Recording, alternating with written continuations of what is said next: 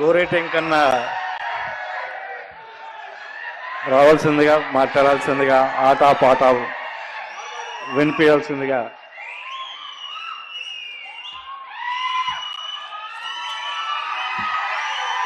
Hello hello hello hello పాడతారా? Okay. నాకు నాకు గుండెలు గుబ్బ అంటున్నాయి. ఎందుకంటే నేను మిత్రుడు జీలకర్రకి ఆ సిట్టి పంపితే సిట్టి జీలకర్రకి ఇవ్వలేదు వాళ్ళు, మంచి సాహితీ. తర్వాత పృథ్వీ కంపిన ముఖ్యమంత్రి గారు రాకముందే పోదాం అనుకున్నా. అయితే ఎందుకంటే వాళ్ళన్న ఇక్కడ వచ్చిన తర్వాత ఆయన వాళ్ళన్న పెద్దన్న నాకు మంచి దోస్తు, మేము ఇద్దరం కలిసిపోతుంటే ఆ ఊర్లో నేను స్కైలాబ్ గారు ముగ్గురం తిరుగుతుంటే బాగా. వారు నేను ఎంపీటీసీ ఉన్నప్పటి నుంచి తెలుసు నాకు, వయసులో కొంచెం అటు ఇటున్నా, చాలా ప్రేమ కలుగుతుంది. నన్ను పిలిచి ఆ పుస్తకం పిలిచినప్పుడు మీరు బాగుండ్రు, నాకేమో గుండెలు గుప్పగా 8 ఏళ్ళు ఎమ్మెల్సీ చేయకుండా ఎవరిని ఏమన్నా కాదు. అప్పుడు కూడా ఇప్పుడు కూడా ఎవరు తిట్టే బాపతి కాదు. నేను చిన్న తప్పించుకొని పోదామంటే మా చిన్న ఈయన వచ్చి మా అప్పుడు పిలిచి అంటేనేమో 2 గంటలు 3 గంటలు కూర్చున్నారు లోపల. అప్పుడు విరోలేదు పిలిచిండ్రు. ఇప్పుడు నేను ఏం చేయాలని అర్థం కాక మీ చాలా అంటే నేను నాకు రాజకీయాలు లేవు బాబు. నాకున్నది ఒకే ఒక రాజకీయం, అది సచ్చినా బతికినా ఎర్రజెండ రాజకీయమే. అంటే ఎర్రజెండ మళ్ళా దాంట్లో కూడా సీరియస్గా ఎర్రజెండా యోధుని కాదు. ఏదో వాళ్ళు మంచిగా చేస్తారు నమ్మేటోని. ఈ యాదన కనుక వేదిక పైన పూజ్యులు అన్నయ్య రేవంత్ రెడ్డి గారు, వారు మా ఊరి పక్కనే ఊరు రయ్యా, మీరేమనుకోండి. ఊరి పక్కన ఊరు పాలమూరు, మధ్యలో మాకు జగన్ అనేగా నా ఫ్రెండు ఉండడంతా. అన్నయ్య, నేను ఏ రాజకీయాలతో ఉన్నా మదిర 20 ఏళ్ళ నుంచి మదిర పోతా ఉంటా. ఎందుకంటే బట్టిన తనకు 4 రోజులు ఉంటేస్తే జర తృప్తి ఉంటుంది. ఆయన కృష్ణారావు సార్ నాకు బాగా దోస్తులు. వీళ్ళందరూ ఇక్కడ ఉండొకెత్తు. నా ఆలోచన ఒక 30 ఏళ్ళ నుంచి నేను కొంచెం బుద్ధిగా ఏదన్నా తాత్విక రాజకీయ ఇటు ఎగరకుండా చదువుకొని కాస్త రాసే తత్వాన్ని మరింత వేగవంతంగా సమాజానికి ఏ కాస్తరని ఉన్న పరిమితులు ఇవ్వడాన్ని నేర్పిన తెలుగు పాత్రికేయ రంగంలో నాల్ర వెంకటేశ్వరరావు స్థాయి తర్వాత ఒక కేరళలో, ఒక కర్ణాటకలో జార్జ్ లాగా, ఒక ఆయన పాలగుమ్మి సాయినాథ్ లాగా, ఇంకా మహానుభావుడు ఆయన పొగిడితే చాలా కోపం వస్తాయన. కనుక ఈ తెలుగు నేల వరము ఒక సందర్భమే కాదు, గొప్ప పాత్రికేయులు కె. శ్రీనివాస్ గారు ఉన్నారు. వారి ముందు మాట్లాడడం అనేది, ఎందుకంటే అక్కడ ఆయన ఉన్నాడు, కింద మొట్టమొదటి ఆర్ఎస్ ప్రెసిడెంట్ సాంబమూర్తున్నాడు మా మిత్రుడు. ఏం కాదు, పరిశాన్ ఉంది. అక్క సుధక్కానే ఉంది విరసం. ఈ మధ్యలో నేను పాడమంటే ఏం చేయాలి, రాజలింగం అననే హాయిగా అందుకే వాడు పాపం ఎవరే ఉన్నా అందరికి మేలు చేసే నేర్నాల కిషోర్ ఉన్నాడు. ఇవన్నీ పరిశాన్ ఉంది. అందుకని నేను పాడతా, ఎక్కువ మాట్లాడదు. ఎందుకని ముఖ్యమంత్రి గారు అన్న పొన్నం ప్రభాకర్ అన్న అగ్రికల్చర్ రావులకి నాకు దోస్తు బాగా.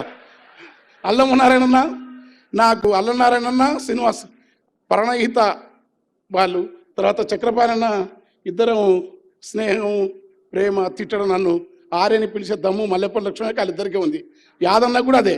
అయితే అక్కడ ఇంకోటి మర్చిపోవాలి, తెలుగు నేలపల బహుజన తత్వాన్ని, బుద్ధుని వాదాన్ని, అంబేద్కరిజాన్ని ఈ దేశం పైన వ్యాసం కోరలు చాస్తున్న నిఖార్స్గా నిలబడి ఏది న్యాయమో చెప్పగలిగిన భారతీయ బహుజన మేధావి దార్శనికుడు కంచయ్యలే ఉన్నాడు. అక్కడ ఒక ఐఏఎస్ ఆఫీసర్ ఉండి కూడా వరంగల్లో ఎట్లా ప్రజలకు చేయవచ్చు చేసి, అంబేద్కరిజం ఒకటే కాదు, ఒకటైతే కొంప మునుగుతుంది. మార్క్సిజం అంబేద్కరిజాన్ని నమ్ముతున్న మాధవరావు గారు ఈ వేదిక పైన సింగరేణి కార్మిక ఉద్యమం నుంచి ఉద్యమకారునిగా ఎదిగి ప్రజాగీత రచయితగా మా అన్న మంచి సౌహృదుడు జయరాజన్న ఇట్లాంటి వేదిక మీద ఉండటం ఎంత బాగుంటుంది. వాడు పీడిఎస్ నాయకుడు విరసం మల్లారెడ్డి మొత్తం అది విప్లవసమనాలి. పృథ్వీ కొంచెం పృథ్వీతో తర్వాత మాట్లాడాలని వానికేం ఆశ, వాడు నా పాత దోస్తు వాళ్ళ ఆయన ఊరికి దొరకపోయి దావతులు పెట్టి వాళ్ళ ఊర్లో వాడు ఇప్పుడు వచ్చిన చెప్తున్నాడు. ఇదంతా బాగుంది, నేనేం మాట్లాడను, అయిపోయింది. ఒకటి పాడలా పాడతాం జరాగు అదే జరాగు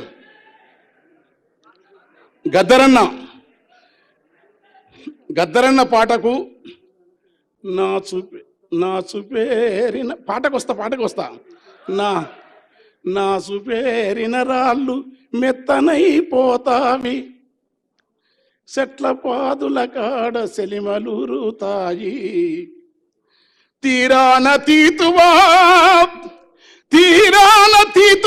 గద్దరు పాటకు ఆకాశవేణ ఎగిసి శోకావలంటుంది, తాబేళ్ళు దరిబావి తాళాలు వేసేను, లోగిళ్ళ కొట్టములో పిచ్చుకలు పలికేను, గద్దరంటే యుద్ధ గీతొకటే కాదురా, గద్దరంటే జగతి జాలి గుండె బుద్ధుని పాదంబురా, కరకు కత్తులకెదురు నడిసిన గద్దరు. కాల్పులు జరిగినాయి, మహాకవులు అంటున్నారు, నేను ఎర్రి మనిషిని, గద్దర్ అనేది పాట రాయలే. ఏం రాయలే? పాట మీద నువ్వు తూట వేల్చినవు, పగబట్టి నువ్వు మురుస్తున్నావు. పాట మధ్యలో తాను ఎక్కడ ఉందో డోలకి డప్పందిరా. పాట మధ్య చెట్లకు మాటలు నేర్పాను,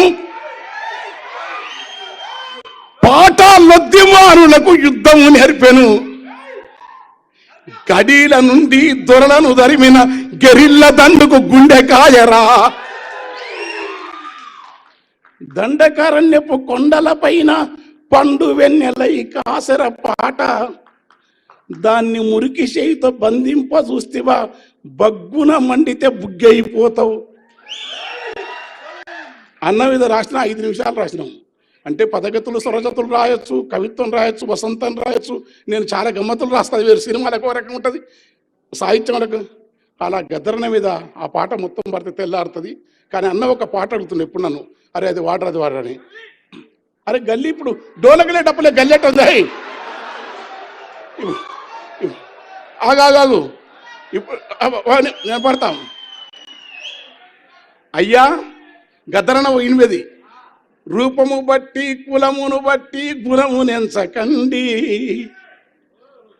ఏ కులమైనా ఏ రూపైనా మనిషి లోపల చూడండి,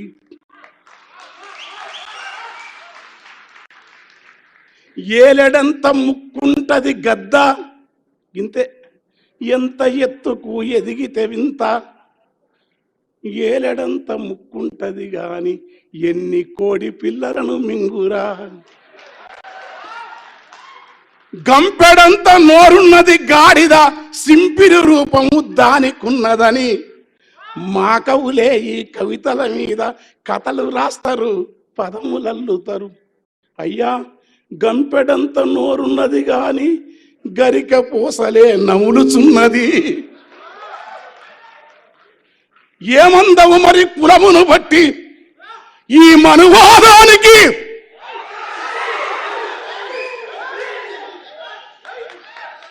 కులమును బట్టి మతమును బట్టి రూపము బట్టి ఎత్తును బట్టి గుణము ఎంచుతావా మరి? ఏయ్ నేను ముఖ్యమంత్రి జాగ్రత్తగా ఉన్నాను, వదిలిపెట్టండి. మీరు ఈ టైం మంచిదానికి అసలు టైం దొరికితే మీరు ఉండరు. ఆ డోలకోట్ డప్పోడు కరెక్ట్ టైంలో పీకేసిండు. బరువుల మోసే గాడిద ఎందుకో నరుని కంటికి చులకన ఉన్నది, జీవుల మింగిన క్రూర జంతువులు దేవుని పక్కన వాహనం వంటివి. ఇక్కడ తలకిందుల ఈ తత్వమునంతా మార్చమన్నది గద్దరు. మల్లెవోలే తెలుపున్న నాగులో, అబ్బా, మల్లెవోలే తెలుపున్న నాగులో, అబ్బా ప్లీజ్ ప్లీజ్ డిస్టర్బ్ ప్లీజ్. ఆయన్ని దండం పెడతారా రే, వీడు ఎప్పుడు మీటింగ్. ఏయ్ నీది ఏడ చూసినదే కథ, నేను రా కూర్చోరా. మా ఊరోడేవాడు. మల్లెవోలే తెలుపున్న నాగులో నల్లని విషమే దాగి ఉన్నది. మల్లెవోలే తెలుపున్న నాగులో నల్లని విషమే దాగి ఉన్నది. మబ్బు ఓలె నలుపున్న బర్రెలో తెల్లని పాల దారలున్నవి.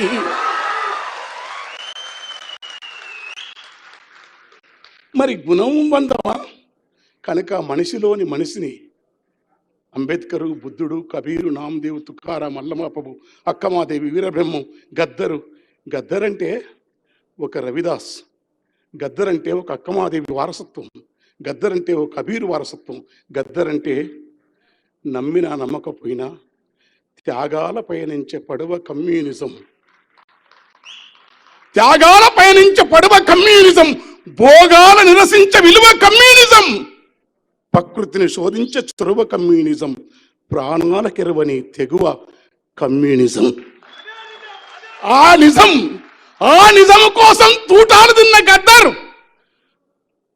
ఏ జేబీ రాజు గారు ఐఏఎస్ ఆఫీసర్ ఉండి దగ్గరేసుకున్నాడు గద్దర్ను. ఆ పాటల నుంచి, ఆ వారసత్వం నుంచి విశాఖ విరసన సభలో అన్న పాడుతుంటే నేను అందుకో రగుతు పందుకో